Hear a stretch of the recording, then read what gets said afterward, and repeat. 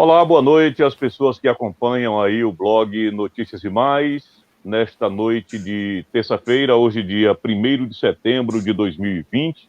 Nos encontramos mais uma vez aqui na nossa fanpage, hoje com a live para falarmos sobre precatórios do Fundef e Fundeb permanente. Além do Sérgio Sátiro, Leandro Daniel Macário, estamos recebendo aqui nesta noite. Boa noite, Sérgio, boa noite, Leandro, boa noite, Marilândia e doutor Pedro Cordeiro. Estamos recebendo aí, portanto, o doutor Pedro de Araújo Cordeiro Filho, que é advogado, a Marilândia Alecrim dos Santos Vieira, professora Marilândia, com quem nós vamos conversar sobre esse assunto. E é claro, queremos deixar você, amigo que acompanha o Notícias e Mais, à vontade para acompanhar, é claro, você vai estar assistindo conosco, à vontade aí para estar curtindo, compartilhando, interagindo, perguntando, a partir de agora, então. Nosso boa noite, então, Marilândia e doutor Pedro. Boa noite. Boa noite, meus amigos. Uma satisfação, Macário, meu amigo Sátiro, e outro amigo também aí. E muito obrigado pelo convite, honrado convite, participar sobre esse assunto que está fazendo parte do interesse coletivo, né? Bom, então, de início, eu queria perguntar, eu vou primeiro as damas, doutor Pedro, tá? Eu queria perguntar à professora Marilândia, pedir para ela definir aí, quando a gente está falando de Fundeb, especialmente neste caso aí, Marilândia, Fundeb permanente, recentemente aprovado pelo Congresso, a gente está falando de quê? O Fundeb, ele é o Fundo de Manutenção da Educação Básica e de Valorização dos Profissionais da Educação. O Fundeb, ele tinha a vigência aproximadamente de uma década, até anterior a essa última aprovação.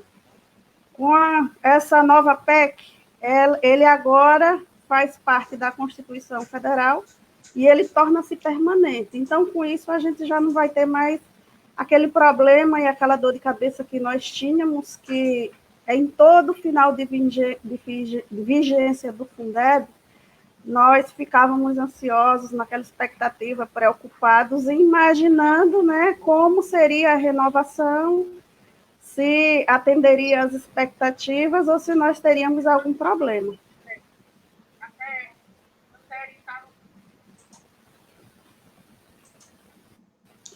Agora, nessa questão desse novo do Fundeb permanente, foi discutido também a questão de piso salarial, de valorização também do profissional da educação, Marilândia?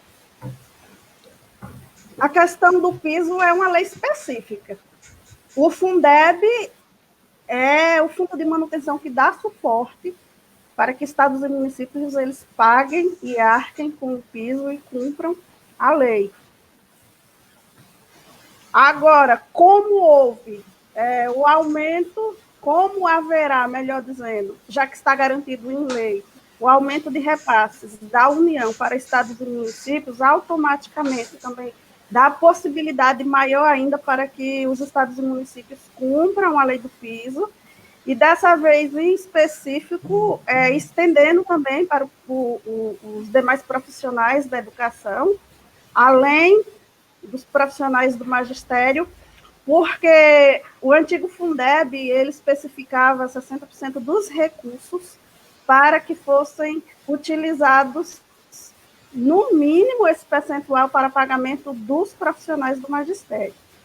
Os demais profissionais da educação, eles recebiam do 40% ou até do MDE, no entanto, não existia um percentual específico para a garantia do pagamento dos seus salários, e agora, com a ampliação de 60% para 70%, inclui também os demais profissionais nessa estatística de mínimo de 70% para pagamento de profissionais e demais recursos para manutenção da educação.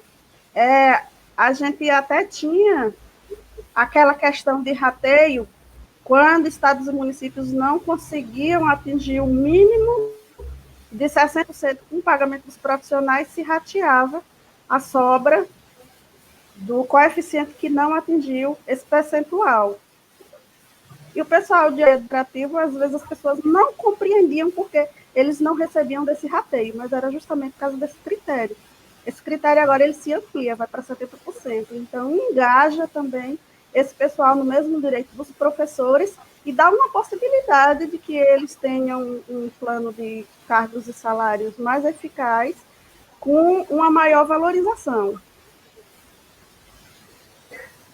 Boa noite a todos. Marilândia, queria saber, na sua opinião, quais são os pontos que poderiam ser inseridos nessa nova plataforma de Fundeb, ou tudo que foi discutido nesse processo de aprovação, tudo que até aqui já contempla a demanda, a luta de vocês ao longo dos anos para tornar permanente Fundeb? Na realidade, nós vínhamos debatendo essa questão do Fundeb há mais de 3 anos. Nós temos o CNE, que é o Conselho Nacional de Entidades, e esse CNE ele é composto por delegados de todos os sindicatos afiliados à CNTE a âmbito nacional. O CISI, por exemplo, pelo quantitativo de filiados que tem, ele tem 2 delegados titulares e um suplente.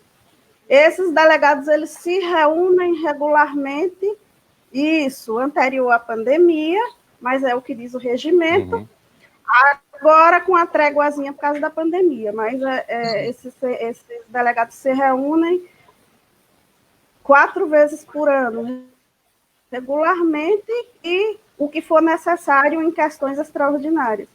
E nessas reuniões, a gente estuda e debate todos os pontos e os temas educacionais do Brasil. Ali, além de nós expormos a realidade de todos os municípios e estados que fazem parte das afiliadas da CNTE, a gente debate toda a temática da educação. A CNTE sempre convida especialistas na área da educação e de toda a demanda nacional, a depender também da conjuntura nacional relacionada às temáticas. E aqueles especialistas, eles, além de nos orientar e nos nortear, também abre o espaço para que nós possamos estar fazendo todos os questionamentos e fazendo também a questão da equiparação das realidades. E ali é onde se criam, aliás, os projetos de lei, se levantam os indicativos para tratar de cada temática educacional. O Fundeb, por exemplo, há mais de 3 anos que nós debatíamos no CNS da CNTE. E havia, além desse projeto que foi aprovado, que teve como relatora a professora Dorinha do DEM, haviam alguns outros projetos de lei, inclusive um que entrou pelo Senado, e dentre eles, o que nós tínhamos debatido na CNTE. Existiam pontos mais específicos e mais abrangentes do que esse que foi aprovado. No entanto, com a realidade que o Brasil estava passando, ou está passando, e pelo fato de que nós entramos em uma situação de muitas perdas trabalhistas, estava um tanto difícil a gente conseguir fazer avançar o projeto de lei que nós havíamos debatido. O que avançou primeiro foi esse, que era a PEC 1515, que tinha como relatora a professora Dorinha, e ele contemplava boa parte daquilo que nós almejávamos. No entanto, a CNTE ainda teve a oportunidade de debater junto com a professora Dorinha e de ser ouvida por ela em relação aos pontos que nós julgávamos necessários e indispensáveis. De fato, não foi 100%, mas atende às expectativas e necessidades urgentes. Da forma como foi aprovada, nós abraçamos a causa, nós travamos o embate nacional, porque a mobilização pela aprovação desse novo Fundeb foi muito grande. Me lembro muito bem que no primeiro dia que ele esteve no plenário da Câmara em debate, nós, naquele dia, praticamente não paramos nem mesmo para fazer as refeições. Nós estávamos no WhatsApp e no e-mail de todos os 513, salvo me engano, deputados, de um por um, conversando, enviando mensagem, fazendo solicitações. Depois a CNTE disponibilizou a lista com todos os deputados que ainda estavam indecisos, com alguns que não mostravam interesse em votar favorável.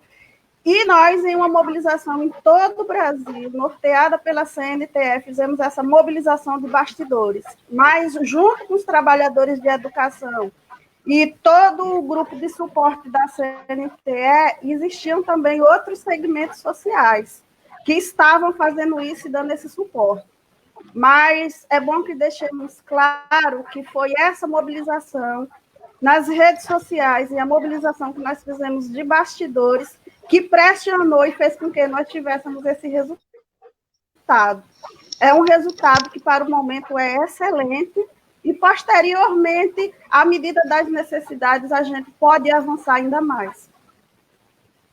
Bom, eu queria trazer o doutor Pedro Cordeiro, que é advogado, assessor jurídico do CISE, o Sindicato dos Servidores em Educação do município de Campo Formoso, claro, dentre vários outras assessorias que o doutor Pedro presta e também além do seu escritório. Eu queria então convidar o doutor Pedro para esse nosso bate-papo, perguntando o seguinte: doutor Pedro Cordeiro, mais uma vez boa noite, e entre esse processo de aprovação do Congresso Nacional, votação na Câmara, votação no Senado, e agora o trâmite para sanção, promulgação, enfim, eu queria que você explicasse essa parte técnica, o que é que está faltando agora? A sanção do presidente é só isso, no caso? Como é que funciona aí agora para que, de certa forma, esse Fundeb permanente, ele agora passe a valer como lei realmente? Porque tem aquela questão de sanção, talvez algum veto, alguma coisa. Como é que funciona esse trâmite aí, doutor Pedro? Boa noite.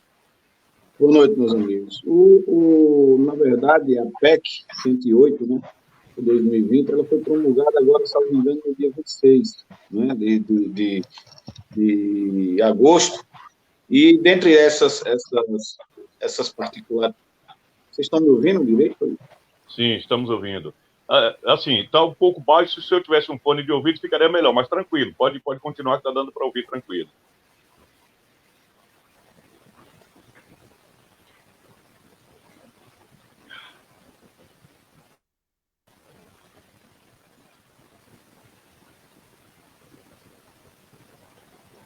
Parece que teve algum problema com a internet dele. Parece que a internet do Dr. Pedro travou. Ele, inclusive, explicava para a gente, antes de começarmos a nossa live, que ele está em Petrolina, parece o Juazeiro, alguma coisa assim, e uma empresa de iluminação está fazendo hoje, logo hoje, uma manutenção, uma troca lá, e pelo que ele informou, já foram mais de 50 postes trocados, e ele poderia ter algum problema na internet, já que o pessoal está tendo algum problema no cabeamento. Então, pode ser que ocorra aí, ao longo da nossa live, algum tipo de problema assim, por conta desse serviço que vem sendo feito lá. O doutor Pedro já esclarecia para a gente hoje cedo aqui, quando a gente estava conversando aqui internamente, ele falava sobre esse aspecto aí, que poderia ocorrer algum tipo de problema como esse que ocorreu aí, de travamento da internet.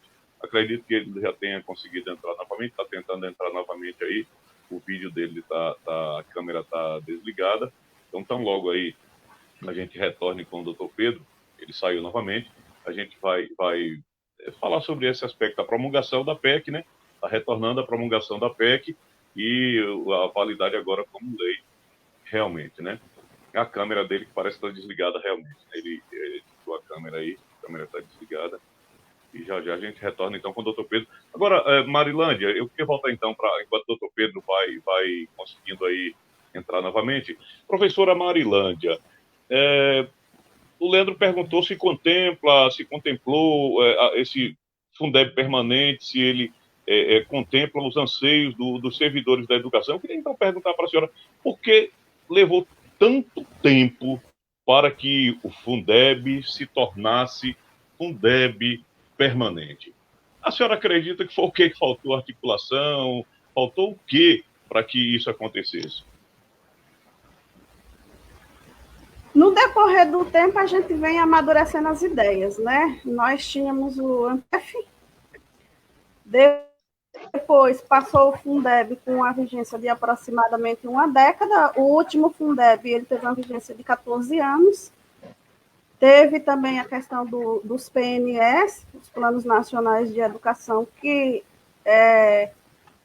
eram feitas as metas e estabelecidas de acordo com os debates que eram feitos em todos os âmbitos federativos, tanto de municípios e estados, e depois levados para a questão nacional, e foram se criando aí padrões onde se contemplava a maior parte das necessidades de todas as federações do país. E com isso foi se construindo um Fundeb que desse mais acessibilidade, que desse mais recursos, que desse mais possibilidades de mínimos de qualidade, e aí a gente vai aperfeiçoando as ideias, aperfeiçoando o debate, aperfeiçoando o embate, que na realidade a criação dessas políticas de financiamento e valorização não é a idealização de uma única pessoa ou de um único parlamentar, mas, em geral, são os representantes de classes e os trabalhadores que precisam se unir para construir políticas públicas e projetos de leis que atendam às necessidades dos estados e municípios da educação e as necessidades sociais em geral, porque, no caso do Fundeb, por exemplo, anterior a ele, os salários dos profissionais da educação eram salários que não tinham nenhum padrão mínimo estabelecido de garantia, e, além do mais, principalmente em municípios pequenos, como nós temos a realidade da nossa, os profissionais da educação que têm mais tempo de carreira, maioria já aposentada, eles relatam tranquilamente como era que sobreviviam sem ter uma lei do piso e sem ter um fundo de manutenção que estabelecesse esses critérios mínimos de valorização. Sofreram muito, eram salários vergonhosos, muito defasados, e isso não só na questão salarial, existia também a questão da manutenção, né, que os alunos penaram muito, escolas com condições muito precárias, que hoje costuma não ser diferente, mas hoje, quando acontece, já não é mais por uma questão de estabelecimento de uma legislação que tenha os critérios e os recursos específicos definidos para isso, porque o Fundeb, ele é verba carimbada, e além do Fundeb ainda existe a questão do MDE, onde os 25% mínimos os municípios têm que aplicar também na educação, na manutenção, e também até pagamento dos profissionais da educação. Então, hoje, o que existe, os desmandos que existem na educação pública brasileira, os gestores eles podem até argumentar que é por falta de recursos, mas, na realidade, é por ingerência dos recursos e não por falta deles. Porque a composição da cesta do Fundeb, ela tem uma eficiência muito interessante, né? A forma como é composto, os impostos e tributos que constituem o Fundeb e o MDE, eles não deixam a desejar. O que pode deixar a desejar é a questão da gerência aí de cada gestor público. E, certamente, onde não existe os conselhos funcionando regularmente, onde não existe quem fiscalize, os gestores vão ficar muito à vontade para fazer o que quiser. Nós temos a lei do piso, que o Fundeb dá suporte para que possibilite o pagamento do piso salarial dos profissionais da educação, para que se possibilite o pagamento de fundos da educação e toda a manutenção necessária do ensino. Tanto é que, principalmente, municípios pequenos, aqueles que não são industrial e financeiro, o Fundeb é um dos maiores recursos que entram nesses municípios, porque são verbas altamente suficientes para compor e manter as demandas. Aí eu repito, só não mantém em casos de ingerência do gestor, e não por falta de eficiência do fundo. Bom, eu queria então agora, Sérgio, Leandro, doutor Pedro agora já está com tudo restabelecido aí, pediu o doutor Pedro aí, primeiro o microfone dele está mutado, pedi ele para tirar o mute do microfone. Doutor Pedro, então pedi para o senhor comentar aí em relação a essa questão da promulgação. Eu queria pedir desculpas, porque realmente hoje aqui está terrível. Nós já esclarecemos, explicamos aí o pessoal que está nos acompanhando, que o senhor já havia dito para a gente, que estão fazendo a manutenção aí, né? Inclusive, o sistema do judiciário, o TJE, o Projud, tudo está parado por conta disso. Uhum. Mas tranquilo, doutor Pedro, então a gente pedia para o senhor explicar em relação à promulgação dessa PEC. A partir de agora é lei, está valendo, o servidor da educação ele fica tranquilo, e para primeiro comentar essa questão, né, da promulgação, e depois, caso surja aí uma oportunidade de fazer uma nova mudança, aí novamente, 2 votações, Câmara e Senado, é isso mesmo? Exatamente, porque as emendas constitucionais, o que é promulgação? Né? A promulgação, ele é um instrumento que declara a existência da lei e ordena, né, automaticamente a sua execução. Né? E as emendas constitucionais, como é o caso da emenda 108/20, que tratou do Fundeb permanente, ela foi promulgada pela mesa da Câmara e votada e promulgada pelo Senado, né? Então, ela já está em vigência desde o dia 26 de agosto de 2020 agora. Inclusive, exige o regimento interno do Senado, exige que seja um ato solene, o ato de promulgação, porque isso é um ato privativo da mesa do Senado e da mesa da Câmara. Então, ela já está vigendo. O que a gente percebe, Macário, dentro dos pontos fundamentais, Marilande explicou muito bem toda essa dinâmica da aprovação do Fundeb, que é muito importante para o servidor da educação, tem algumas características, né? A principal delas é porque é permanente, não é? É permanente, o Fundeb agora faz parte do corpo do texto constitucional, não há mais prazos de vigência.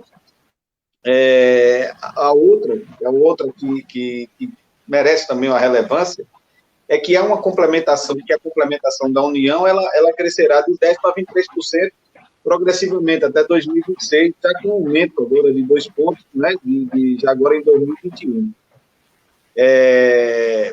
E no caráter social, a gente percebeu dentro do bojo do texto que a complementação adicional da União, ela se direciona, ela tem uma inclinação maior para aquelas redes de ensino que estatisticamente demonstram mais fragilidade, né, mais vulnerabilidade, independentemente do estado de origem.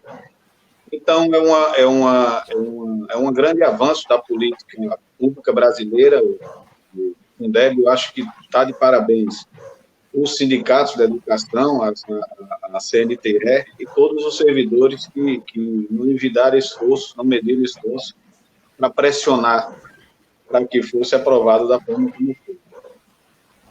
Bom, e no outro aspecto, qualquer mudança agora, novamente, Pedro, tem que passar por aprovações, né? Câmara e Senado. Existe existe um dispositivo que, inclusive, ele vai ser decenalmente fiscalizado e revisto, né? De 10 em 10 anos, decenalmente, ele vai ser fiscalizado e revisto, e aí ele pode sofrer alterações dentro desse período.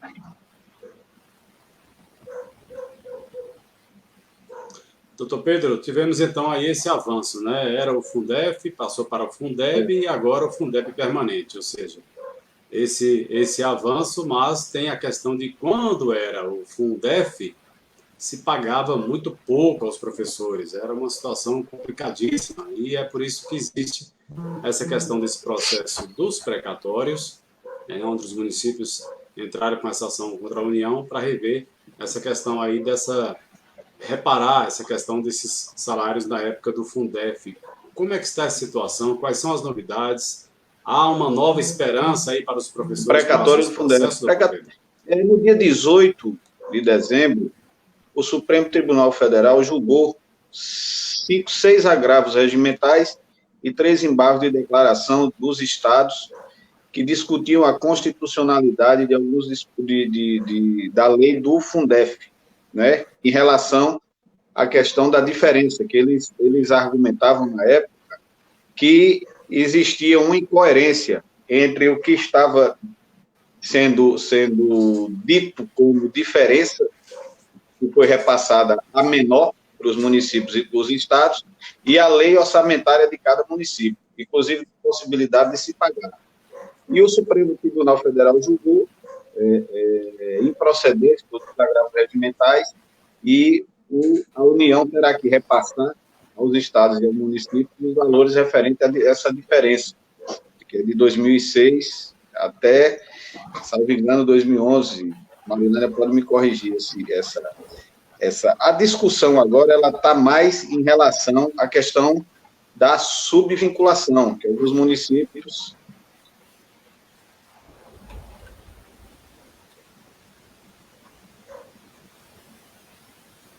Travou novamente, parece que travou. Que travou novamente. Enquanto ele retorna, pergunta a Marilândia, de que forma isso reflete aqui no município de Campo Formoso, os precatórios do Fundef? O município também tem ações relativas a isso. Foram recursos que a União deixou de repassar ou passou a menor entre o período de 1998 a 2006. Então, municípios e estados da região Norte e Nordeste, que são justamente aqueles que dependem da complementação da União, que são os valores dos quais foram repassados a menor, foram negligenciados, entraram com ações na justiça, e essas ações têm originado esses precatórios do Fundef, que nós temos ouvido falar. Então, a nossa cidade também está engajada nessa situação aí, inclusive o doutor Pedro tem acompanhado mais diretamente essas ações, porque tem propriedade na questão jurídica, e nós damos continuidade a esse trabalho, fazendo com que todos os nossos sócios eles estejam a par do que tem acontecido em relação a essa questão do Fundef no cenário nacional. Inclusive, é uma outra matéria também que a CNT tem tomado à frente, porque, embora não seja uma situação que abranja nacionalmente estados e municípios, mas abrange Norte e Nordeste. E no Norte e Nordeste nós temos muitos afiliados à CNTE. Inclusive, aqui na Bahia, nós temos 6 afiliadas, das quais o CISI é uma. E aí, nós também temos agora um grupo jurídico e de coordenadores das afiliadas, que anterior à pandemia também estavam se reunindo aproximadamente 2 vezes, ordinariamente, e mais outras vezes extraordinariamente, quando necessário, para debater essa matéria. Então, ali são feitas todas as discussões e dado todos os encaminhamentos para que possa ser dado suporte a todos os dirigentes sindicais dos estados e municípios da região Norte e Nordeste afiliados, para que esteja conduzindo esses processos e articulações dessas ações, desenvolvimento delas lá nos seus locais de origem. Pedro manja mais dessa questão jurídica aí, tem acompanhado todos os detalhes. Então, doutor Pedro, fique à vontade. Desculpe mais uma vez, pessoal. Eu não acompanhei o raciocínio, peguei ao final da fala de Marilândia, mas, retornando à questão do precatório, essa questão desses valores que foram repassados a menor, no final da década de 90 e 2006, 2007, Marilândia está com isso muito mais vivo. O Tribunal de Contas, ele tem, de alguma forma, tutelado, tem se inserido, tem tentado se inserir nesse processo, avocando para ele, inclusive, a competência que não tem. E, recentemente, tem expedido ofício ao ente federativo, ao Estado e ao município, tentando criar regras para que esses valores sejam gastos, como esses valores deveriam ser gastos. é o setor, por não dar um vinho, eles prestam assessoria praticamente ao setor de controle externo do TCU, e eles vêm travando uma briga praticamente desigual, principalmente levando em conta que eles assumiram um protagonismo de proteção aos entes federativos, quando lá atrás o Tribunal de Contas da União tentou barrar, através de uma resolução, uma recomendação que se transformou em resolução do Tribunal de Contas da União, proibindo os estados e os municípios de destinarem os 70% para os servidores da educação. Isso começou uma nova discussão e, recentemente, quando o Supremo Tribunal Federal julgou os agravos regimentais de embargo de declaração dos estados, que alegava a questão da inconstitucionalidade do repasse, por conta que eles entendiam que não tinham condições de inserir isso na lei orçamentária anual, já que era um débito oriundo de gestões que já praticamente há 10, 20 anos atrás. Então, eles estavam discutindo esse cenário, foi derrubado pelo Supremo Tribunal Federal essa discussão. Então, o Tribunal de Contas assumiu novamente essa discussão e agora tem expedido ofícios, expedido recomendações para tentar mobilizar os estados e municípios para direcionar como é que vai ser gasto.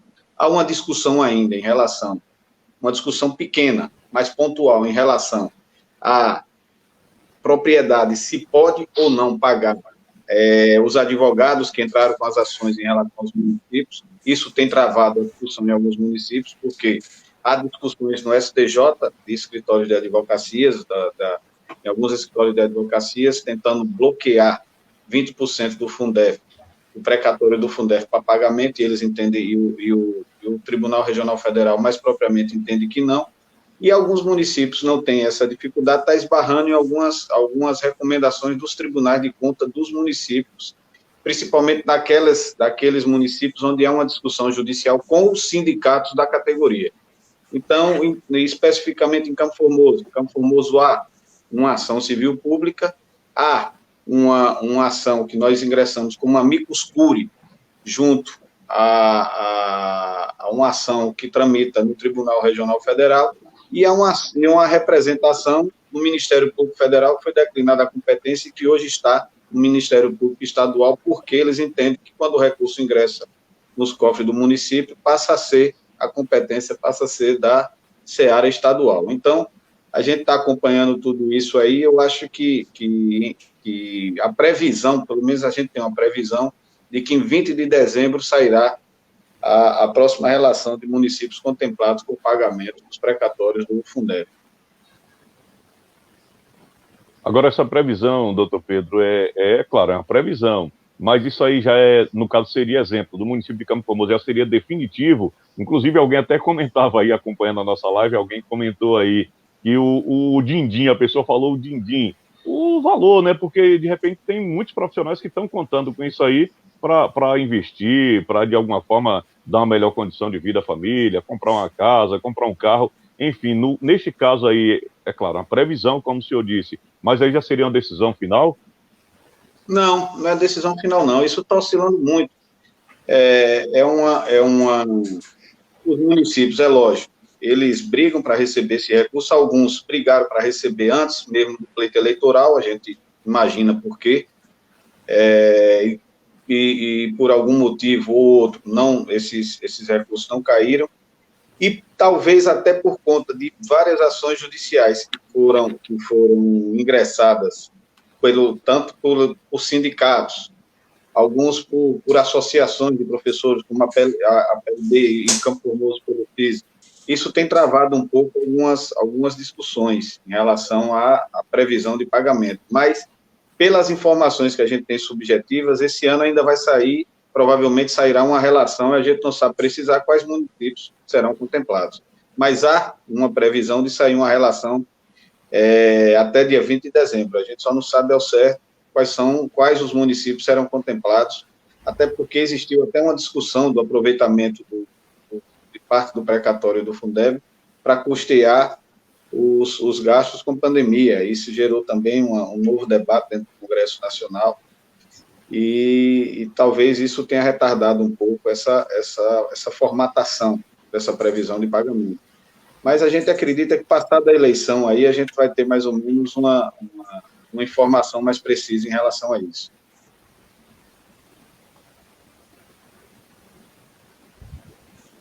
Mas eu pergunto ao advogado, Pedro Cordeiro, doutor Pedro Cordeiro, em relação a percentuais de distribuição desses repasses, depois que, de fato, tudo tiver fechado e for determinada a distribuição de valores, essa lógica da distribuição dos repasses, dos recursos, é levado o quê em consideração? O município, a quantidade de ações?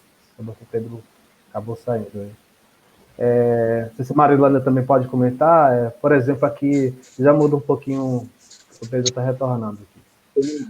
Enquanto o doutor Pedro Cordeiro retorna, eu perguntava para o senhor em relação a percentuais, quando de fato acontecer essa distribuição dos repasses, quais são as variáveis, o que é levado em consideração, por exemplo, o número de pessoas ou entidades, sindicatos, enfim, que ingressaram, depende do município, quais são essas variáveis no tocante a essa parte já no final, que é o recebimento, o pagamento desses repasses dos precatórios?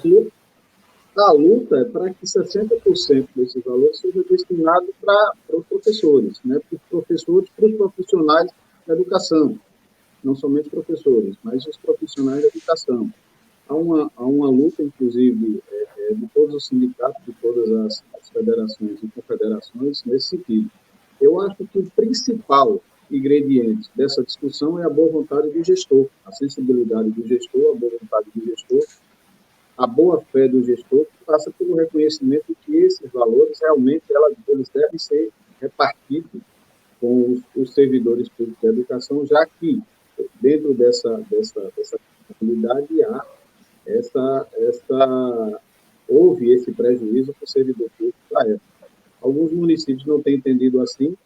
O Ministério Público Federal, o Ministério Público Estadual, em consonância, talvez até criando um paradigma através do Estado de Santa Catarina, tem orientado os municípios do Estado a criar uma conta específica para que, a partir do depósito desses valores, se abra uma discussão em relação à destinação para os servidores públicos ou não, ou se somente o gasto que eles têm recomendado de como deve ser gasto esses recursos, já que alguns municípios, a gente tem exemplo aqui de municípios próximos, que receberam recurso do precatório do Fundeb e atribuíram a ele a natureza de recurso livre, quer dizer, que o gasto foi utilizado para outras situações que não para a valorização, para a implementação de valorização, tanto do servidor como do próprio sistema educacional público do município. Então, eu acho que o incremento principal, acho que o recheio principal e o pano de fundo de toda essa discussão passa pela sensibilidade e pela boa-fé do gestor de reconhecer que esse recurso ele deve ser utilizado de forma a valorizar o servidor, a devolver ao servidor o que ele perdeu ao longo do tempo, e também, de outra forma, a valorização do ensino com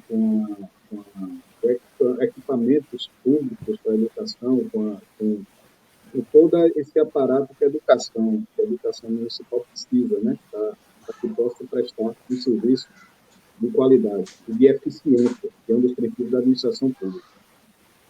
Leandro, doutor Pedro, para a gente compreender, e se eu estiver equivocado, é bom até que o senhor explique melhor essa situação, porque o temor dos professores era justamente isso, ou seja, alguns municípios estavam recebendo esse recurso e usando de outra forma, baseado em uma determinação do TCM, se eu não me engano, o TCM, Tribunal de Contas dos Municípios, recomendou que o município não teria que fazer o rateio, poderia usar na educação.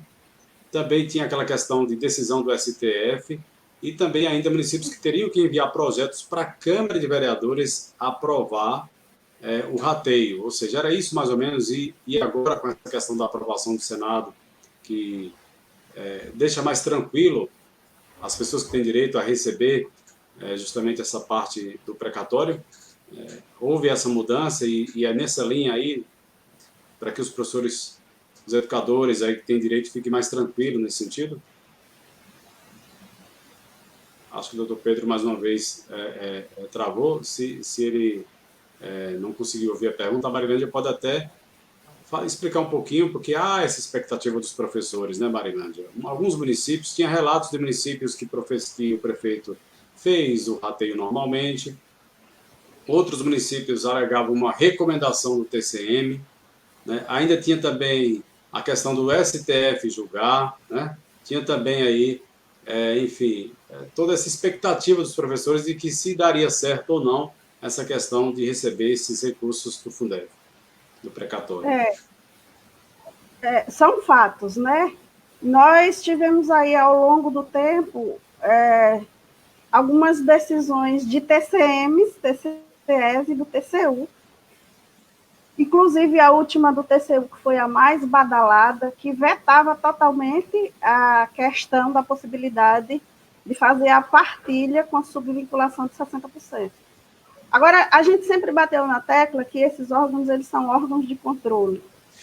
Então, eles não são órgãos de decisões judiciais plausíveis. Eles fazem recomendações. Só que aí os prefeitos e governadores que já não têm interesse em cumprir a lei, em fazer essa partilha, eles juntam a fome com a vontade de comer. E se utilizam desses pareceres justamente para sustentabilidade e aquilo que eles pensam e idealizam e para omitir o direito aos trabalhadores. Nós vemos isso como uma coisa muito simples. Esses recursos são recursos que a União deixou de repassar. Se ela deixou de repassar, automaticamente não foi revertido em salário para os trabalhadores e nem para a manutenção do ensino. Então, automaticamente, há um débito da União com os estados e municípios que devem valorizar os profissionais. E se pagaram a menor no passado, agora precisa ser corrigido, 14 anos após aproximadamente. Nós temos algumas ações no STF, inclusive também da CNTE, uma do PSL, que foi impetrada pelo partido PSL, através do JHC, que está solicitando justamente isso, a questão da subvinculação de 60%, e que parte percentual desses valores, é o que defende a CNTE e todas as afiliadas, também sejam partilhadas entre os demais profissionais da educação, e não só do magistério. Nós tivemos recentemente uma decisão de Pernambuco, que foi uma decisão que desconsidera e derruba justamente o que foi especificado pelo TCU. Entre as argumentações do TCU, para que não fosse partilhado esses valores para os professores, e nem para os profissionais da educação, há um ponto que chama a atenção da gente, que eles argumentam que, se assim fosse feito, os professores iriam enriquecer muito rapidamente. E o outro ponto que eles dizem é que depois estados e municípios não terão condições de ficar arcando com esses valores mensalmente. Então, são coisas sem nexo, porque, em primeiro lugar, os valores que são pagos, embora sejam consideráveis, não dá para enriquecer ninguém. Dá apenas para dar uma folgadazinha nas finanças desses trabalhadores. E se enriquecesse, não é nenhum dinheiro ilícito, é aquilo que foi retirado dos trabalhadores, que por direito deveriam ser deles.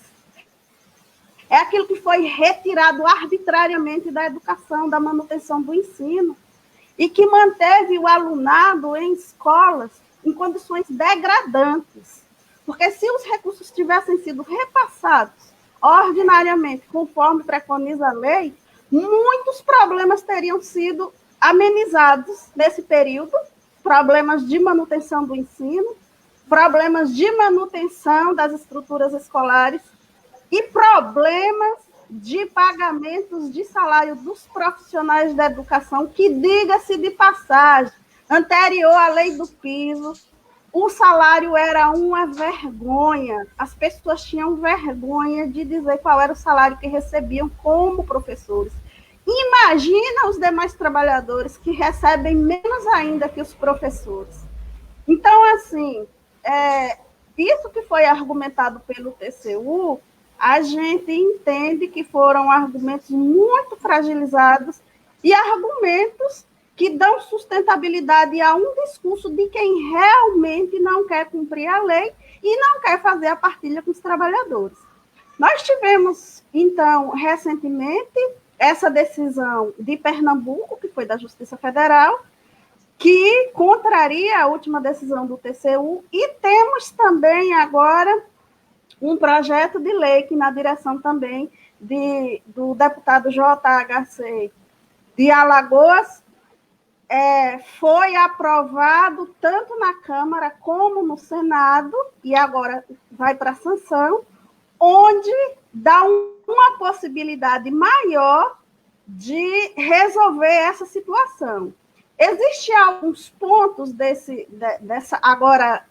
projeto de lei que ainda deixam algumas pendências, porque, na realidade, esse projeto de lei ele destina 60% desses recursos dos precatórios do Fundeb para partilhar entre os trabalhadores da educação, mas existem alguns critérios, como, por exemplo, podem de ações nas quais sejam feitos acordos, né, com desságios de até 40%. E para municípios que já têm as suas ações com sentenças judiciais, esses valores podem ser divididos até 12 vezes. E para municípios, esses sem sentenças, com sentenças judiciais, até 8 vezes pode ser a divisão desses valores. E esses 40% máximos, que pode ser menos que isso, 40% é a base máxima do percentual de negociação possível para esses recursos, enquanto perdurar a pandemia, devem ser usados exclusivamente para isso. No entanto, esse projeto de lei, ele não contempla definitivamente os municípios que já receberam, como aqui na Bahia nós temos aproximadamente 50 municípios que já receberam, e não contempla também aqueles que não vierem a fazer esses acordos, embora já seja um indicativo do reconhecimento do direito. E o STF também, ao julgar algumas ações sobre esses recursos, o STF se utilizou justamente das leis educacionais, que são do Fundef e do Fundeb, para nortear suas decisões. E são justamente essas leis que definem quais são os percentuais antes do Fundeb permanente. 60% mínimo para pagamento de professores e parte percentual do 40% para os demais profissionais. Agora, com o novo Fundeb, 70% mínimo para pagamento de todos os profissionais da educação. Então, é justamente com amparo nessa lei, que são as leis que regimentam toda a educação brasileira, juntamente com a LDB e a Constituição Federal, que especificam como são as regras de aplicação desses recursos. E essas são as regras, é muito simples. Agora, o que nós temos são gestores que não têm interesse em partilhar de campo, procurando alguma lacuna para que possibilite eles ter subsídios para não pagar os profissionais. E isso não é de se estranhar, porque a lei do piso, que é de 2008, 2009, que foi conseguida com muita luta, já sofreu vários comentários por prefeitos e governadores, alegando inconstitucionalidade. Então, inclusive nós, do CISI, já estivemos no CNT, no STF em Brasília, no julgamento de uma das primeiras ADIs que contestavam a legalidade da lei do piso, que caiu.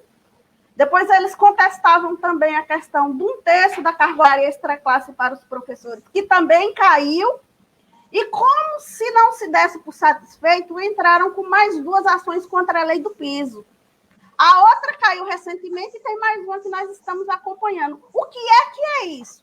Isso é uma queda de braço entre gestores públicos que não conseguem aceitar o fato de que os profissionais da educação precisam ser valorizados.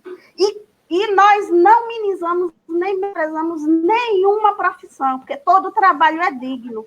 Mas deixamos claro que qualquer profissional que precise ser alfabetizado, ele necessariamente vai passar por uma escola e pela mão dos professores e automaticamente de todos os profissionais da educação que no dia a dia também educam.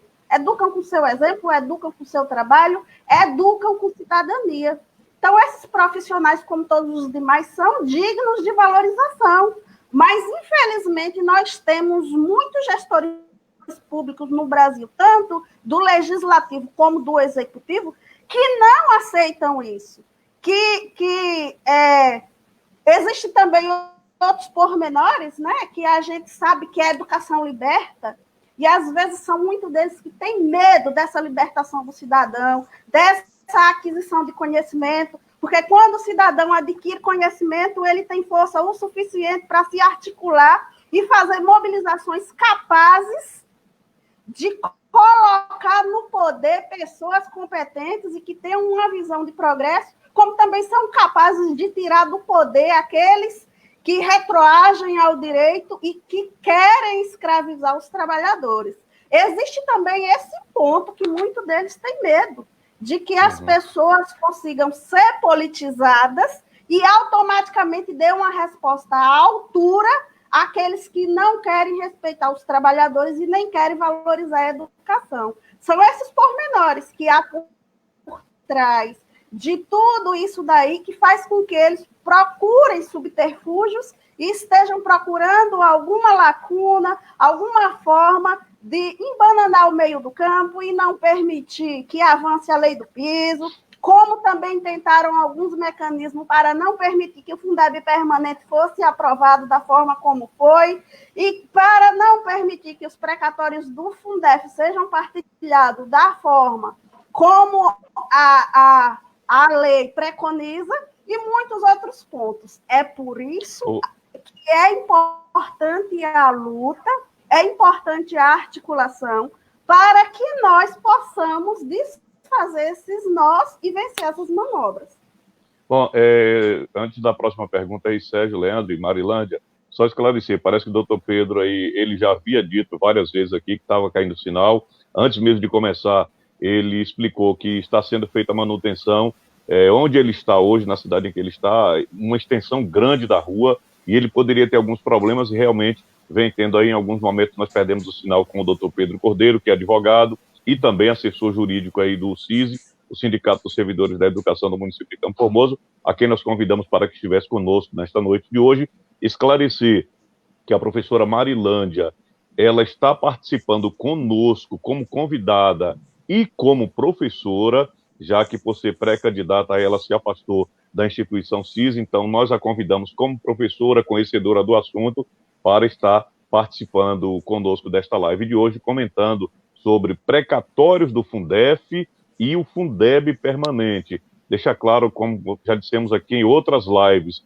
vamos convidar ao longo deste período várias pessoas para estarem conosco, muitas delas poderão ser pré-candidatas e a lei não veda essa participação, pode participar tranquilamente, inclusive nós tivemos a orientação da nossa assessoria jurídica. Mas, dito e posto isto, agradecer mais uma vez as pessoas que estão nos acompanhando, e muita gente comentando aí, meu Facebook está dando like sozinho, nós tivemos aí vários comentários, né, Leandro? Então, assim, acreditamos que seja um bug do Facebook. Pode ser, porque, inclusive, o nosso Facebook do Notícias e Mais também estava aí, a gente acompanhando aqui os comentários em outro aparelho, e estava dando like aqui sozinho, né? Então acreditamos que seja um bug do Facebook. O pessoal preocupado, será que alguém hackeou meu Facebook? Tinha muita gente preocupada aí.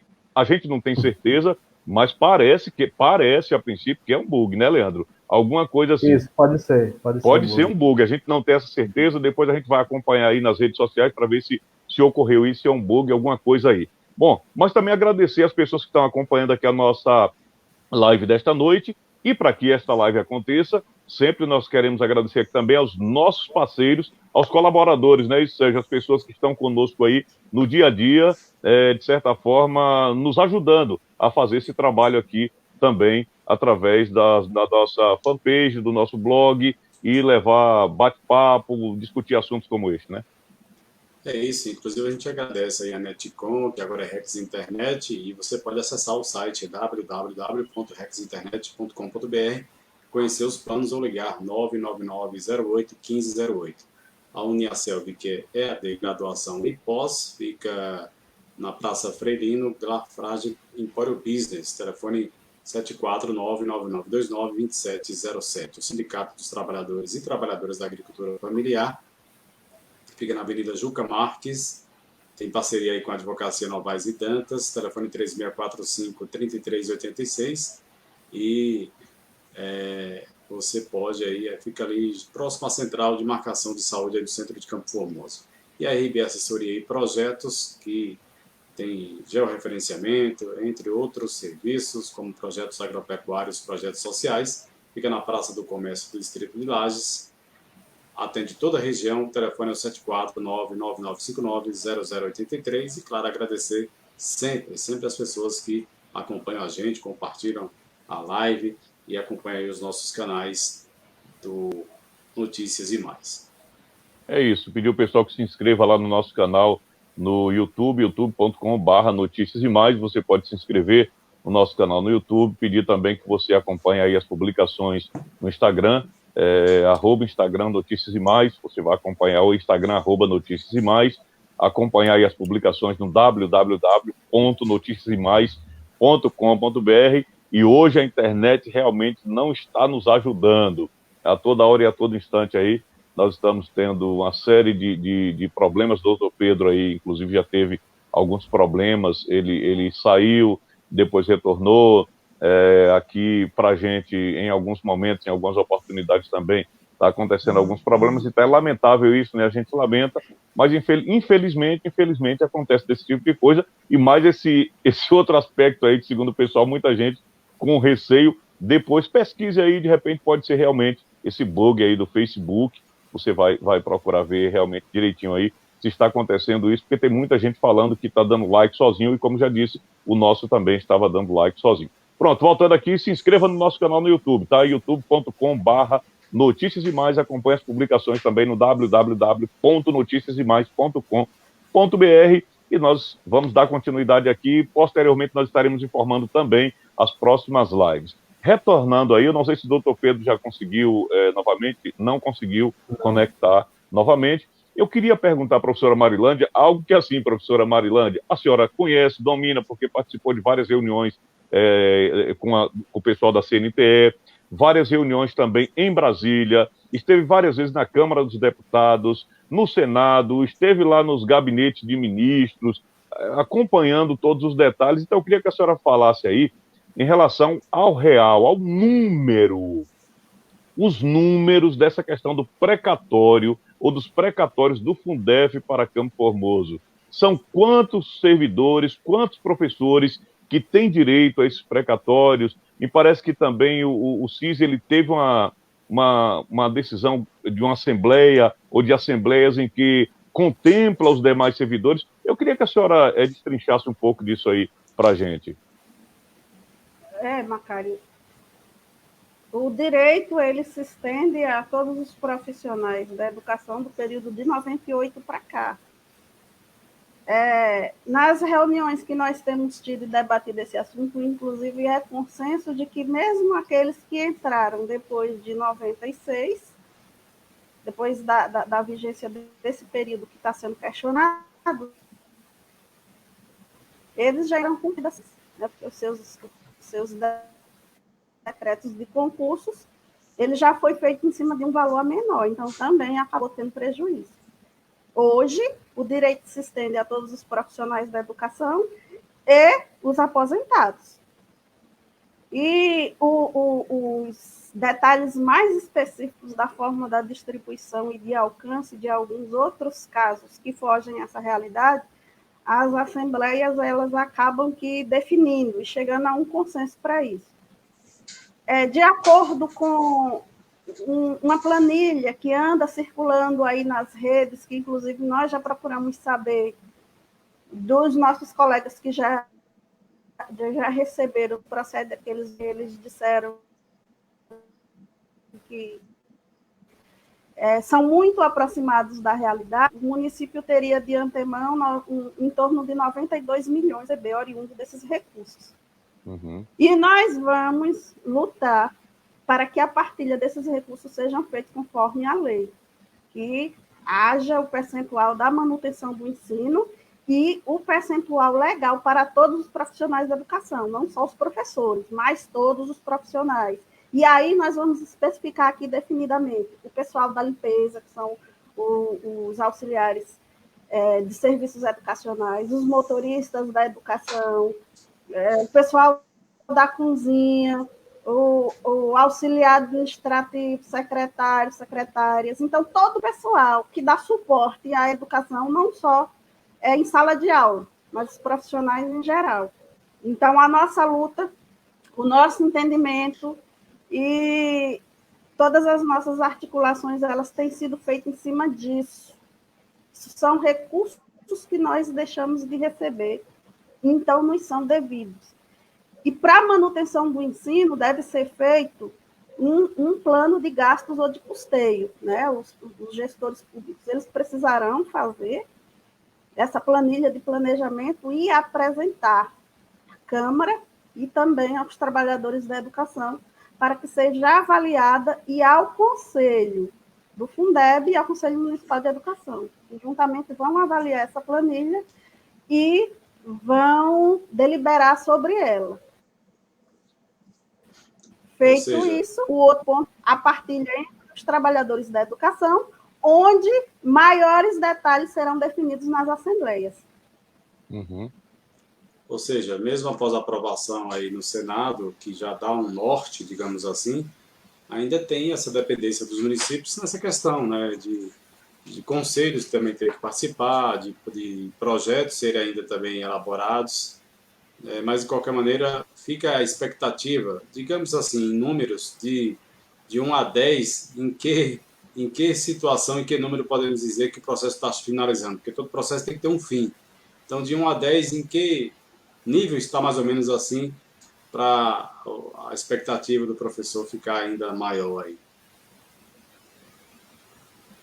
Como o doutor Pedro falou, a previsão do dia 18 saiu uma outra lista, embora está todo o Estado, mas agora com esse precedente que se abre, com esse projeto de lei que vai para a sanção, ele sendo sancionado nesses critérios, abriu aí a possibilidade para que os gestores antecipem a chegada dessas verbas nos seus municípios através de fazer aí o que foi permitido pela lei, fazer essas negociações.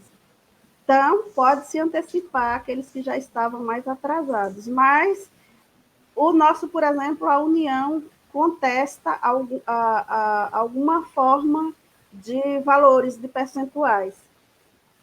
Mas Campo Formoso não só tem um, não, tem mais de uma ação. Uhum.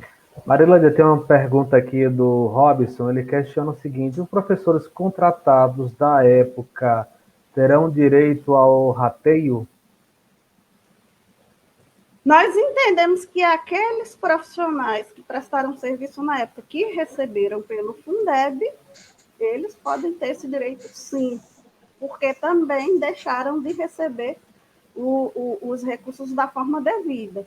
Agora, entre os contratos que tiveram, muitos não receberam pelos recursos do Fundeb.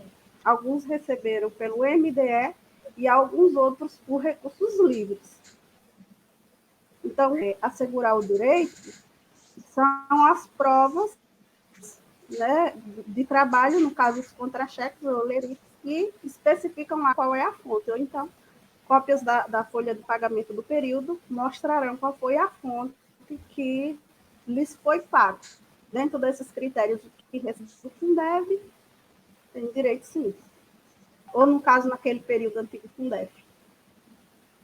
Uhum. E só eu aproveito e pergunto, ainda nesse sentido, mesmo aquelas pessoas que não estejam inteiradas, pessoas que trabalharam como contratadas na época e têm essa dúvida e não mantiveram, e não ingressaram com a ação, de que forma elas deveriam ou deverão estar se inteirando, vendo a possibilidade de receberem lá na frente um repasse, um recurso? Como é um assunto muito badalado, até pelo fato do volume de recursos que é grande, mesmo para municípios que são pequenos, o volume de recursos que entra é muito considerável quando os valores são corrigidos. Então, é um assunto que está muito badalado no país todo, mas exclusivamente nas duas regiões que fazem jus a esse direito, que são todos os estados e municípios das regiões norte e nordeste do país. Então, as pessoas, ao ouvirem falar e ao ouvir os pormenores, elas sempre procuram. Inclusive, o sindicato fez uma comissão para avaliar essa situação de todas aquelas pessoas que têm buscado esse direito, para que, quando a gente for para a partilha desses recursos, nós já estejamos com tudo bem adiantado e bem encaminhado para que possamos resolver de uma forma rápida e eficaz. Professora Marilândia, eu vou fazer uma pergunta da amiga Lindinalva Belduega. Ela diz assim: são quantos profissionais aqui em Campo Formoso que serão beneficiados? É a pergunta da Lindinalva. E aí eu vou para uma outra pergunta também que eu gostaria que a senhora respondesse, em relação a essa definição. A senhora já comentou, inclusive, sobre isso aí, mas eu queria que a senhora explicasse e comentasse um pouco melhor. 92 milhões é um volume grande de recursos, é um volume grande de dinheiro, mas é claro que será dividido com uma gama muito grande de profissionais. Aí a senhora falou, 60% será para divisão com servidores da educação, professores ou servidores, enfim. Mas os 40% será para investimento. O município necessariamente terá que investir também na educação. Aí não mais com o pessoal, mas com a educação em si. O que acontece é o seguinte: dentro dos critérios do antigo Fundeb, 40% manutenção do ensino e pagamento dos demais profissionais da educação, e no mínimo 60% dos professores. A regra agora mudou, é 70% para o pagamento de todos os profissionais da educação. Então, a gente agora já entra num critério novo, que acredito eu, né, que esse nosso discurso também, dentro dessas novas regras do Fundeb, serão atualizados. Então, nós não temos ainda uma quantidade exata dos profissionais daqui que têm o direito. Nós sabemos ter assim um valor, uma quantidade aproximada. Nós temos em torno de 1.450 pessoas, que seriam o pessoal da ativa e os inativos, os aposentados. Mas aí, nesse período, tem aquela questão dos que foram contratados.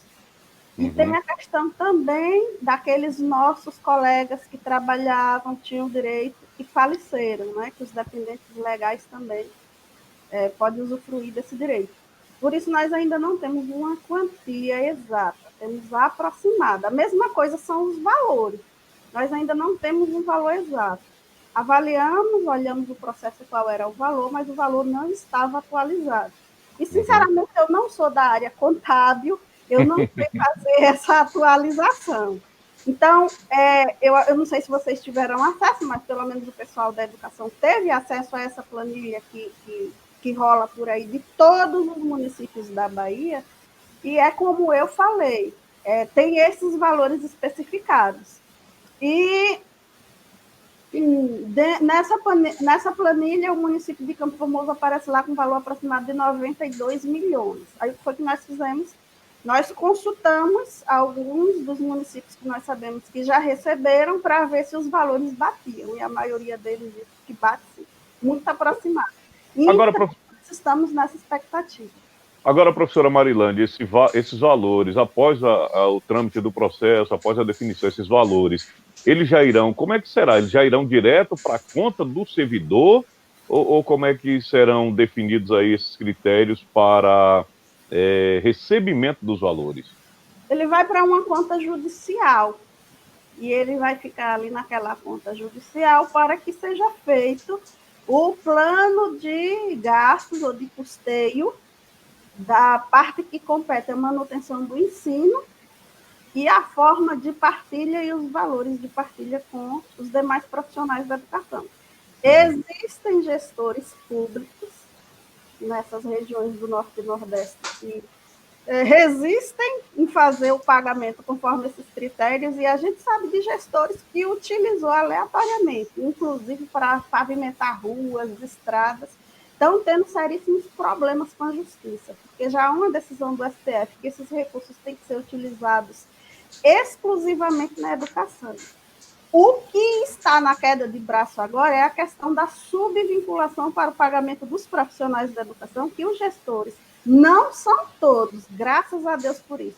Nós sabemos de muitos gestores, inclusive de municípios aqui vizinhos, que não tiveram problema nenhum. De posse do recurso, chamou os representantes dos trabalhadores da educação e juntos chegaram a um consenso para a forma de partilha, sem problema. Agora, aqueles que estão resistindo em fazer a partilha conforme os critérios da lei do Fundeb, do antigo Fundef e da LDB, esses aí estão sendo alvo de bloqueios na justiça, porque os sindicatos não permitem que eles gastem aleatoriamente, e aqueles que não têm representantes, aqueles municípios que não têm representantes de classe específica para fazer essa defesa, muitos trabalhadores e a educação têm perdido, porque tem sido gasto aleatoriamente. É por isso a necessidade da articulação, né? Para que a gente esteja de olho, fiscalizando, e não permita que seja gasto de forma aleatória, porque se a gente deixar, gasta mesmo. Agora, como é que esses prefeitos que não concordam, não têm essa ideia do rateio junto à classe, eles têm acesso a esse recurso se ele fica numa conta judiciária? Uma conta judicial deve de fazer transferência para a conta do Fundef ou do Fundeb, ou tem acesso direto, mesmo estando numa conta judicial, e gasta de forma aleatória. O fato é que eles gastam. Né? E outra coisa, outro ponto interessante, nós temos sido orientados que esses valores, eles sigam um trâmite de aplicação e de partilha. O trâmite seria essa questão de fazer um projeto de lei. Esse projeto de lei vai conter justamente os pontos que foram decididos pela Assembleia da forma de partilha. Os prefeitos que não concordam com isso, eles têm feito esses projetos monocraticamente e têm feito também por decisão administrativa. São os que estão tendo problemas. Depois de feito esse projeto de lei, ter sido decidido pelos trabalhadores da educação através de suas assembleias sindicais, a forma de partilha, fazer um acordo homologado. Por que esse acordo homologado? Para que haja segurança. Porque tramita no STF alguns pedidos lá de reconsideração a essa situação, tanto favoráveis a gente como desfavoráveis. Essa última decisão, esse último projeto de lei que foi aprovado na Câmara, por exemplo, e que passou pelo Senado, e também teve aprovação, ele já deu assim, um norte e amplificou bem a questão de mostrar claramente o nosso direito. Já dá um subsídio para mostrar que há um reconhecimento que o direito é esse. A questão também da última decisão de Pernambuco, que contesta e desconsidera a decisão do TCU, é um outro ponto forte. Mas a gente sabe que, como eu falei anteriormente, mesmo a gente tendo esses subsídios, não é bom confiar, porque quando o gestor ele não tem a intenção de fazer a partilha da forma correta, eles procuram todos os mecanismos para embananar o meio de campo e para fazer sobressair as suas conveniências e as suas concepções. E nós já temos vários exemplos disso, né?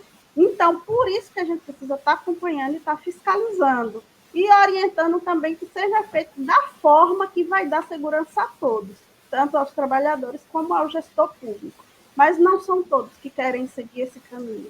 Ô, professora Marilândia, tem uma pergunta aí da Glafira Simões, ela colocou o nome dela aqui, Glafira Simões, ela diz assim: e quem trabalhou como professora na época, há 16 anos, e em todos os documentos como professor, parece que ela tem os documentos, né? E não conseguiu se formar e hoje trabalha como auxiliar de serviços educacionais, vai receber como professor? Parece que na época ela trabalhava como professora, depois não conseguiu concluir, e hoje trabalha como auxiliar de serviços gerais. Mas ela disse que tem os documentos aí. Parece que ela, é isso que ela quis dizer, né? Que ela tem os documentos que comprovam que ela trabalhou na época como professora. Esses casos a gente tem aquela comissão específica que eu falei para analisar, né? E junto com essa comissão existe também um conselho do Fundeb que irão chegar a critérios definidos, porque o sindicato ele não trabalha sozinho, ele gosta de compartilhar responsabilidades. Como o conselho do Fundeb é o conselho diretamente fiscalizador desses recursos, então, juntamente com essa Comissão Conselho Municipal de Educação, eles terão essa parte prioritária de estar definindo esses critérios. Agora, o direito, né, já que ela recebeu pelo Fundeb, é garantido. E o fato dela ser funcionária pública efetiva, mais ainda. Bom, só esclarecer aqui, lembrar mais uma vez, agradecer as pessoas que estão nos acompanhando, e lembrar que a nossa live de hoje, falando aí sobre os precatórios do Fundef e o Fundeb permanente, os nossos convidados são o advogado Dr. Pedro Cordeiro, que é também assessor do Sindicato dos Servidores da Educação do município de Campo Formoso, e a professora Marilândia, que participa desta nossa live de hoje, convidada como professora para estar debatendo, discutindo e falando sobre esses dois assuntos. O doutor Pedro parece que definitivamente ele teve um problema com a internet dele, ele não conseguiu retornar mais. Nós estamos aguardando aí o retorno do doutor Pedro Cordeiro. Continuamos aqui nesse bate-papo bastante instrutivo com a professora Marilândia, que domina o assunto, conhece sobre o assunto, e nós agradecemos aí. São muitas pessoas que estão nos acompanhando nesta noite.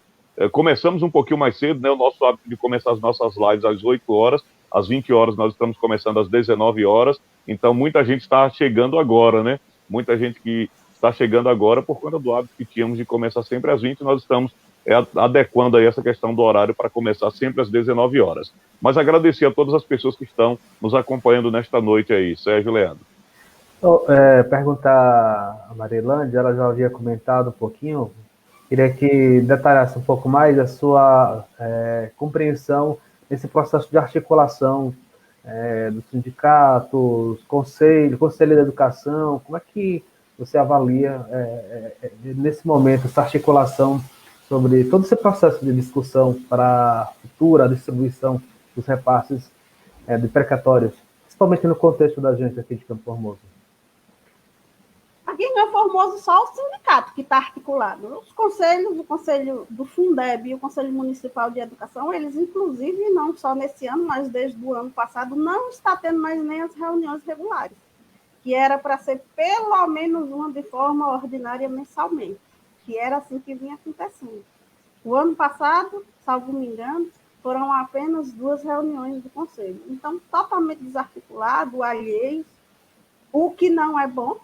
Agora, recentemente, em virtude dessa pandemia e retorno ou não retorno a aulas presenciais, com essa questão dessa problemática das aulas remotas também, o Conselho Municipal de Educação, a gente tem percebido que tem tido a necessidade de se reunir com mais frequência. No entanto, o Conselho do Fundeb, a gente ainda vê a permanência assim, muito tímida, para não dizer de outra forma, né? Vamos usar esse termo de timidez.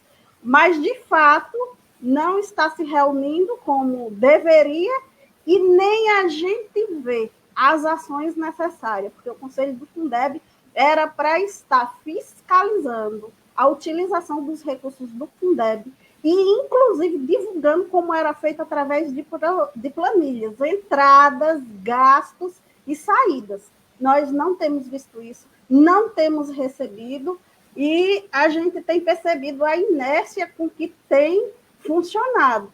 Então, hoje, os trabalhadores da educação têm, de fato, aqui em Campo Formoso, o CISE, que é quem tem se empenhado, que é quem tem mantido ativa a luta e tem se atualizado através dos seus delegados, que, anterior à pandemia, pelo menos 4 vezes no CNES em Brasília e nos encontros jurídicos para estar acompanhando e debatendo essas matérias, se inteirando de tudo, e agora, remotamente, que os CNEs estão sendo feitos, os delegados continuam, que no caso, eu era delegada, mas como eu estou descompatibilizada, ficou a minha suplente, que é a Aurenice, auxiliar de serviços educacionais e da Secretaria dos Profissionais da Educação, o pessoal de apoio administrativo, mais especificamente do CISA, e o presidente, que tem a vaga nata, que é o Maurício. Eles têm acompanhado essas reuniões remotas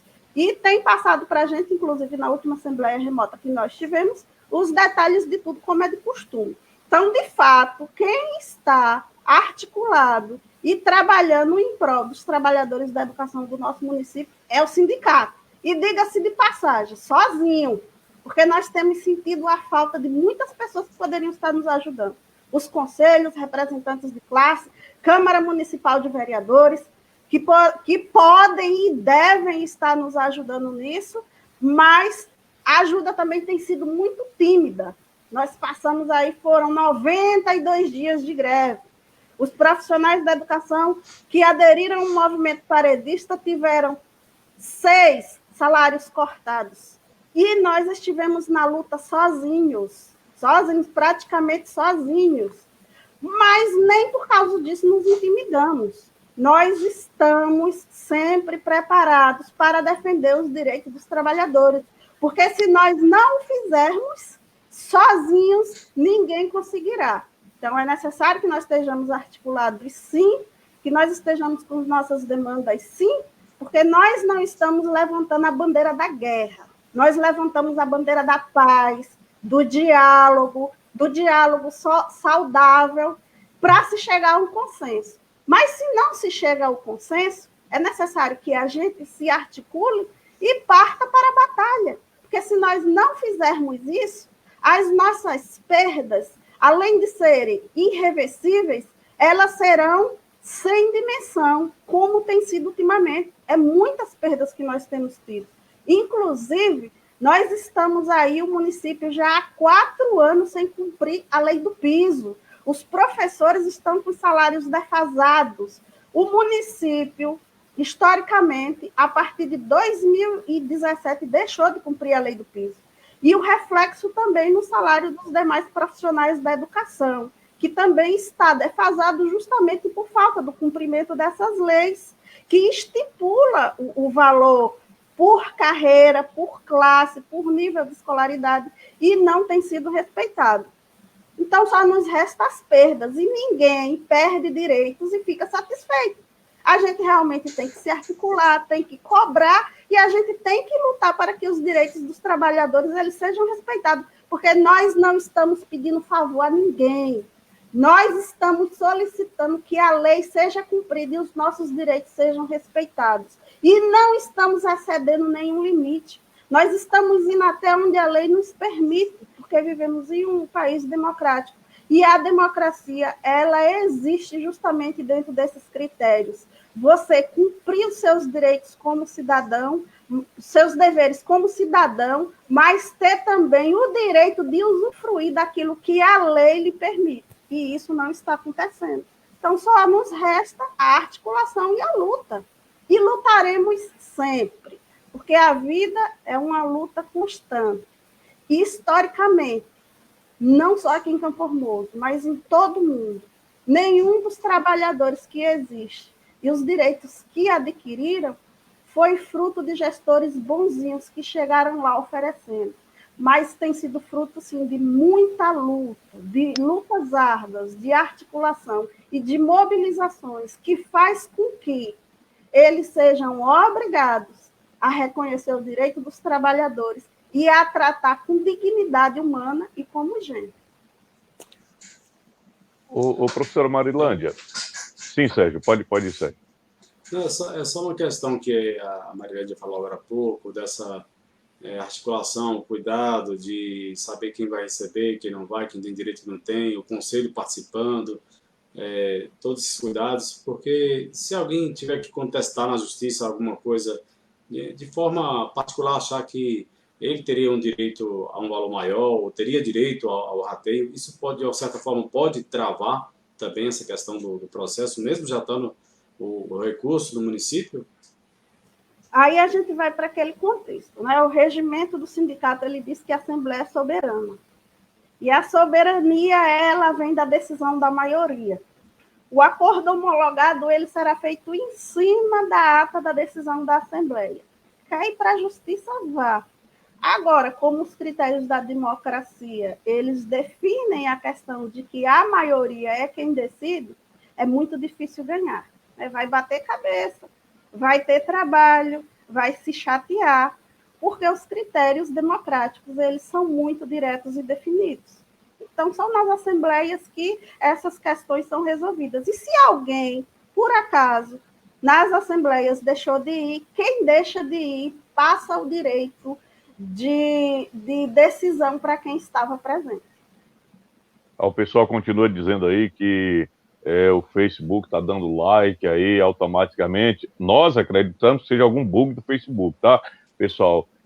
Mais uma vez agradecer as pessoas que estão acompanhando, que estão curtindo a nossa live de hoje, as pessoas que estão compartilhando aí, comentando, muito obrigado a todos vocês.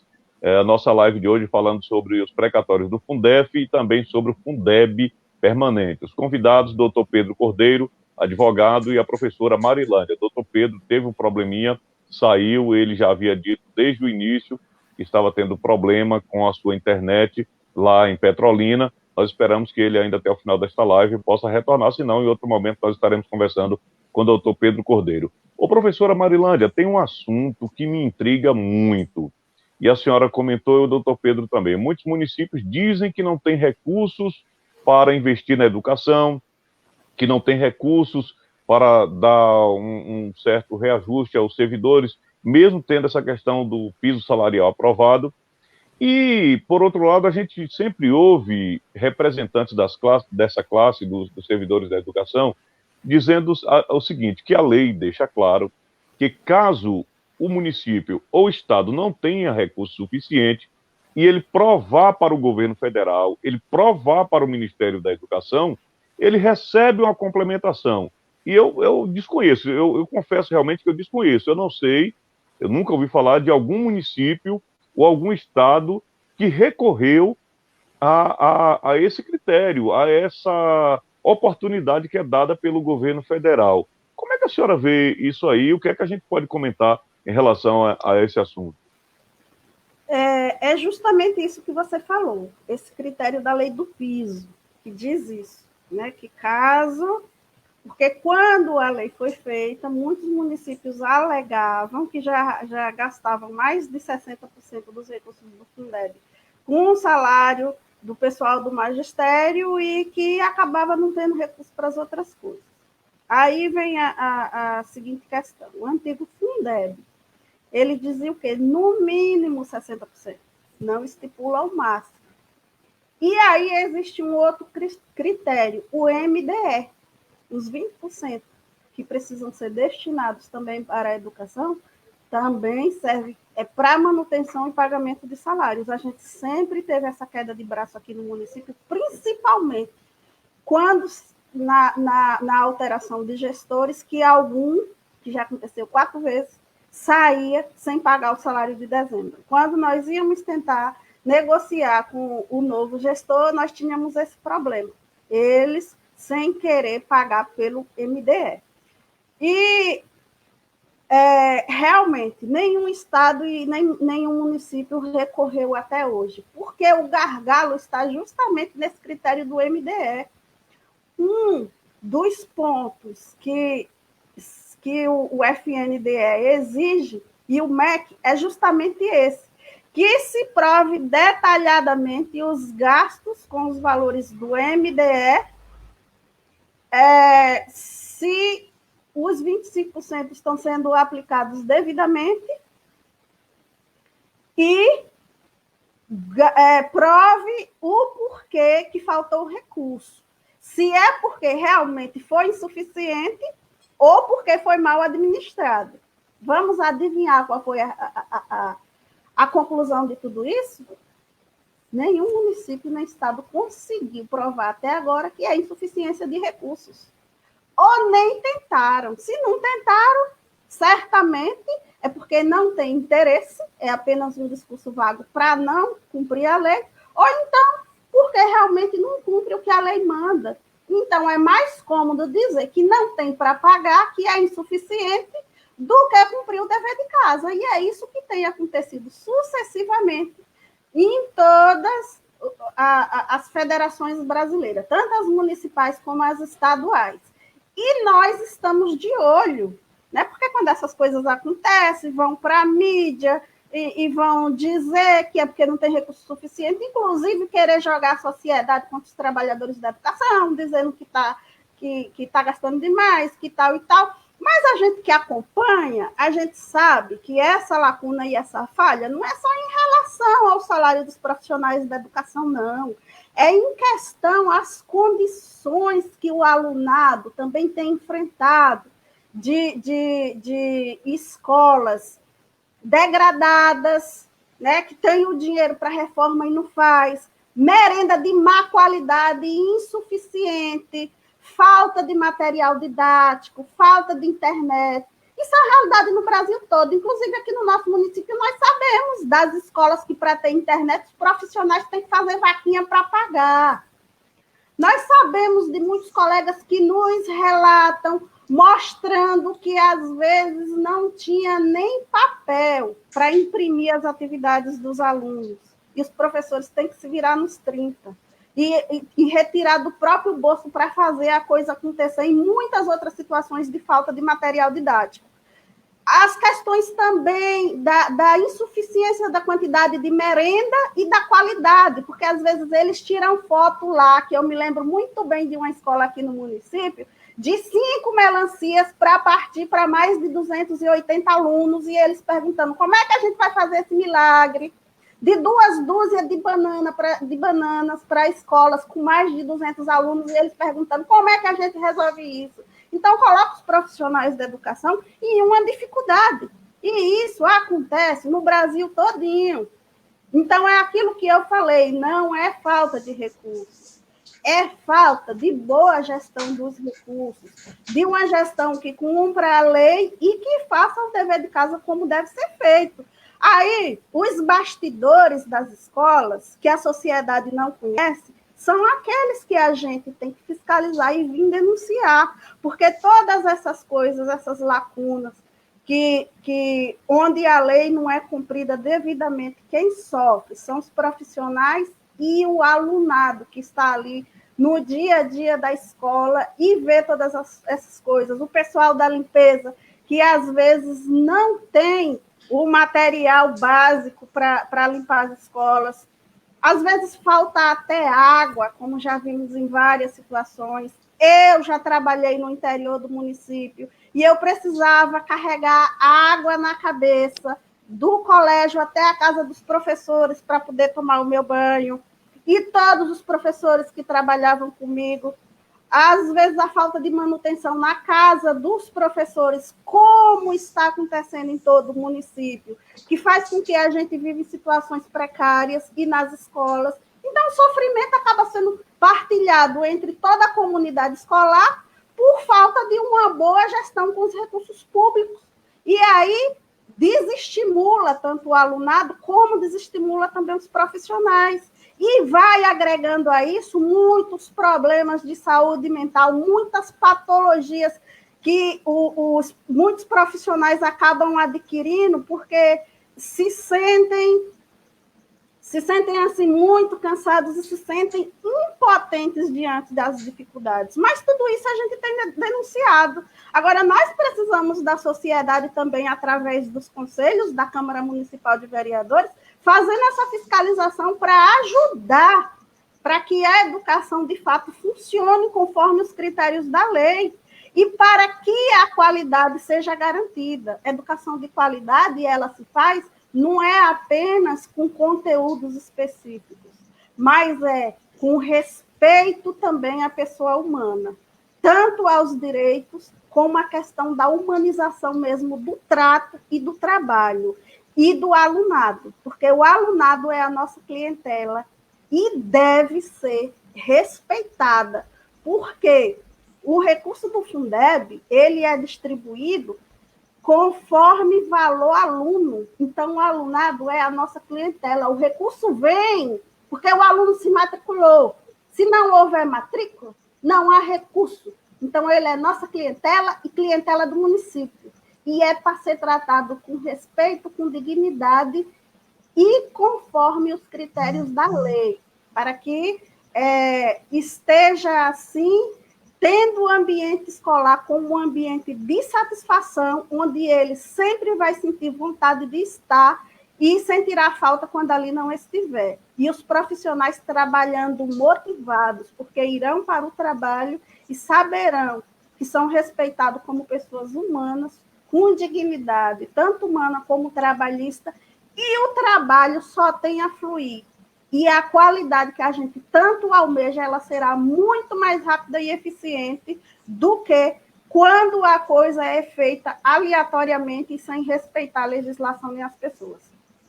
Bom, nós estamos chegando ao final da live aqui, mas eu queria fazer um questionamento, que seria bom se o doutor Pedro ainda estivesse com a gente, mas a Marilândia pode até responder, porque existem outras ações também, né? O sindicato entrou com outras ações com o município, são várias, né? Desde questão de terça de férias, tem também essa questão da greve. Algumas ações do sindicato é bem sucedido, outras são muito travadas, não conseguem uma evolução. O que é que está acontecendo? Por que tem algumas ações aí que o sindicato não consegue êxito, estão muito travadas, principalmente aí nos tribunais a nível estadual?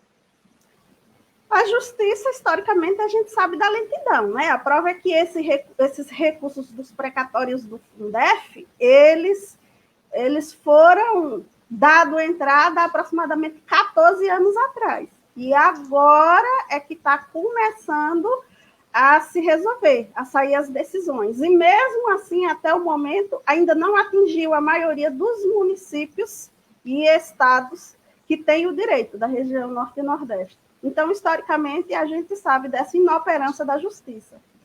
Em relação às nossas ações aqui, nós temos, inclusive a ação mais velha que nós temos é de 2007, que é relativa à questão do terço de férias, 5 anos retroativos que o município não pagava, passou a pagar e nós cobramos 5 anos retroativos.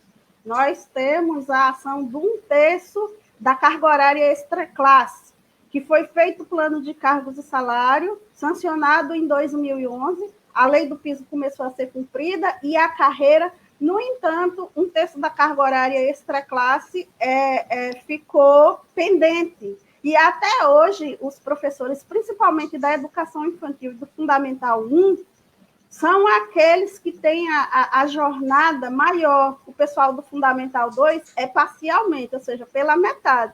Então, o que nós queremos, e mais agora ainda, com a última decisão do STF, que definitivamente decidiu que é direito, sim, inclusive, né, com direito retroativo, e aí nós estamos, o doutor Pedro já entrou com outra ação de execução, mas nós estamos com uma dificuldade a mais, além das regulares, em relação a forma como funciona a justiça, a questão da pandemia. Né? Essa pandemia, ela travou muitas coisas no país, fez com que a normalidade ela sofresse um contexto anormal e bem diferenciado.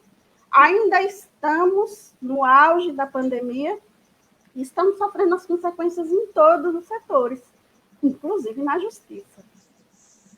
Bom, nós já estamos aí a 1h40 com a nossa live, hoje falando sobre os precatórios do Fundef e também o Fundeb permanente. Nós já estamos chegando ao final desta nossa live de hoje, pedimos desculpa aí às pessoas que acompanharam, no início, muita gente acompanhando também, e pôde perceber que o doutor Pedro teve alguns problemas ao longo da sua participação, ele acabou saindo, não retornou mais, ele já havia nos informado de que estavam fazendo um serviço de manutenção na rua em que ele estava, em uma faculdade, lá em Petrolina, e eram mais de 50, 60 postes que seriam trocados e que provavelmente teria problema. Então ele acabou tendo esses problemas aí e deixou aí, caiu o sinal dele, ele não conseguiu retornar mais, mas nós demos continuidade aqui, conversamos com a professora Marilândia Alecrim dos Santos Vieira, com muita propriedade, falando sobre estes assuntos e também tecendo comentários sobre outros. E nós queremos agradecer a professora Marilândia pela sua participação conosco aqui também, nesta nossa live de hoje.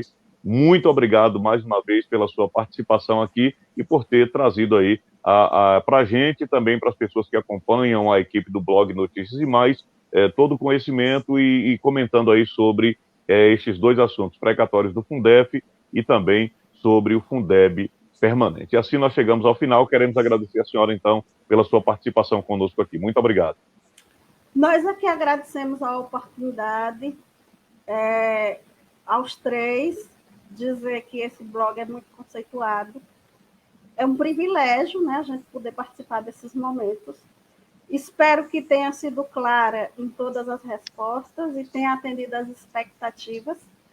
E dizer que estamos disponíveis na hora que precisar, não só assuntos da educação, mas em um contexto geral.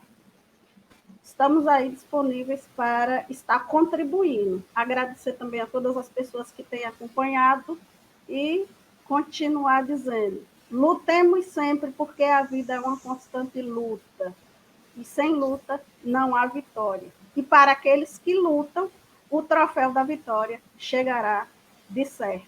Obrigada a todos e uma boa noite.